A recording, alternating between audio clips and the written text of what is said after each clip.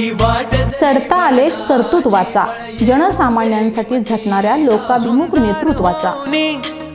ललकार आसमानाला.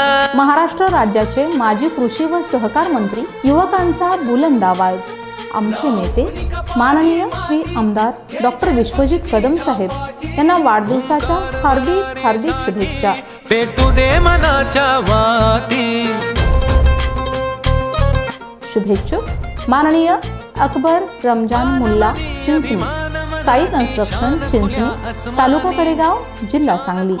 हा रंग चढू दे, ही झिंग चढू दे, हो सूर्य नवा.